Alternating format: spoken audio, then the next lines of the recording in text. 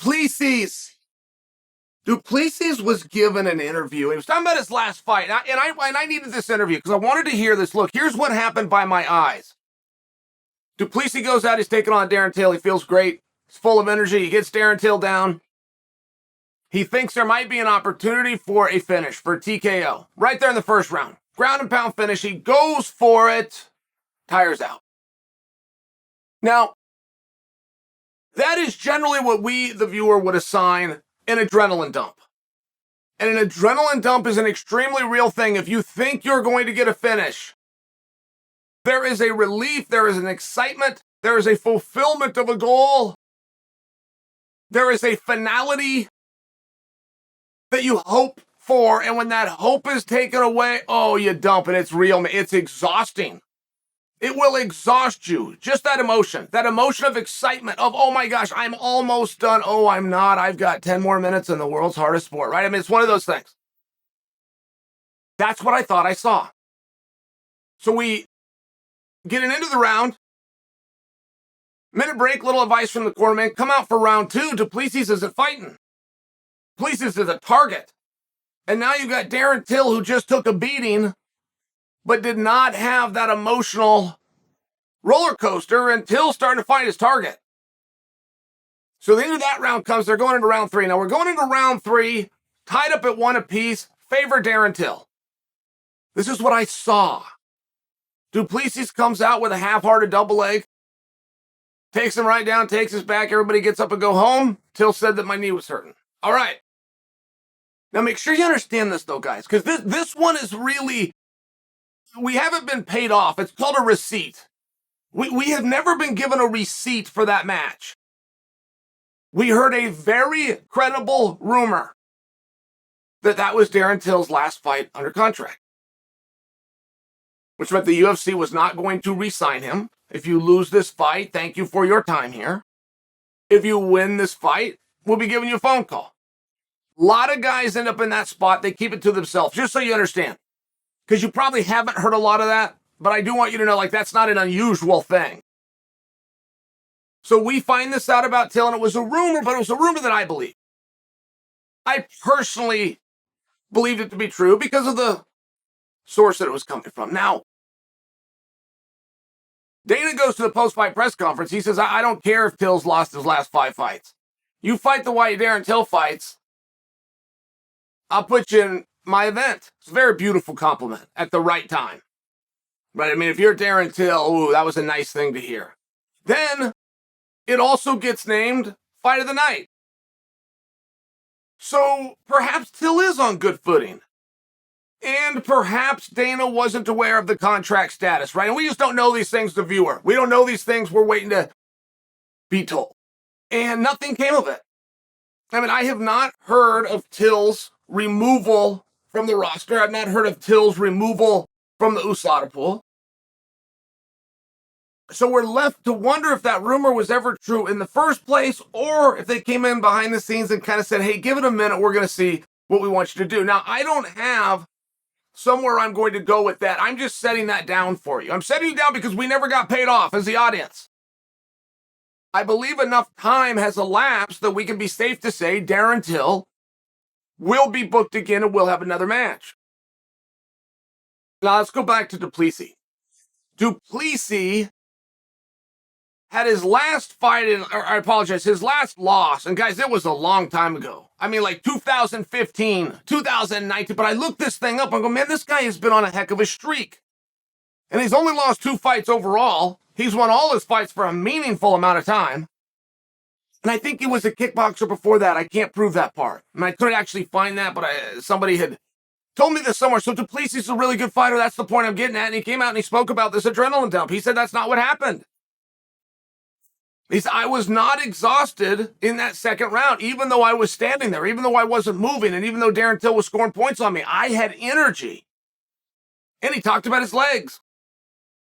He said, my legs felt swollen. I'm not totally able to relate with that statement, but he furthered it and said it felt like I had just run a marathon. Like my legs were so heavy that I was kind of a sitting target until was able to tee off on me. Okay, great. That's what I saw. But then he talked about it being the weight cut. And after the weigh-in, he did not do appropriate stretching. Now, again, I can't totally relate to that. I've never stretched after a weigh-in, and I never saw anybody else do it. But I'll tell you guys, if you do one thing different, you can get a very different result. And Du Plessis was not making an excuse. He was openly discussing that he believes he has identified what cost him a little bit, and the fact that he's not going to do it next time. I want to tell you guys one: Randy Couture versus Pedro Hizo Part 1. This was quite possibly the greatest fight of all time. At that point, it for sure was the greatest heavyweight fight of all time, not to mention a bit controversial. Randy comes out, he takes control of Pedro Hizo. Pedro comes and grabs those rounds back. They go into the fifth. This is a melee. It looks as though we're going to have a new champion. Randy was the world champion. It looks as though we've got an upset. This young man named Pedro Hizo is going to get the belt. Now, one of the things that added to the allure of that is Randy thought Pedro was about to win the fight and get the belt. It was close, but it did appear that Pedro got him. So, fight ends, Randy wins, boom, immediate rematch. They booked this rematch, but Randy is saying, see, the odds makers come in, they've all got it on Pedro now. Don't forget, Randy was a little bit older. He finally found this challenge. Pedro Hizo was bigger than him. He was younger than him. Pedro goes off at a 2.5 to 1 favorite over Randy Couture. Randy had just beaten Pedro. He was still a favorite. I was training with Randy at the time. You know what? Randy's blood pressure never went up. He thought that he had identified what happened in the fight as far as him hitting that wall, not being able to push through it. And he said it was the warm-up in the back, which is true. Randy warmed up 45 minutes for that fight. I mean, it was like he had done a full workout. I remember seeing him, what are you doing?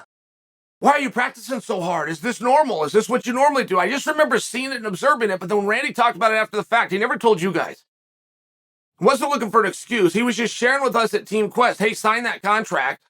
We got this one, and the only thing I need to do different is I'm going to warm up for about 8 to 12 minutes, not do a 45-minute practice. This is what he said, and he believed it. And when that fight rolled around, Randy's now even older. He's being questioned for the first time. He's got this young up-and-comer. The UFC gave Pedro this beautiful contract, right? They thought he was going to grab the belt. Randy warmed up for about 15 minutes, and he walked out, and it was not a competitive fight. Randy ended up stopping Pedro Hizo, but he never lost a sequence or a moment of that fight on his way to finishing him. I tell you that story because what Du Plessis is telling you is real.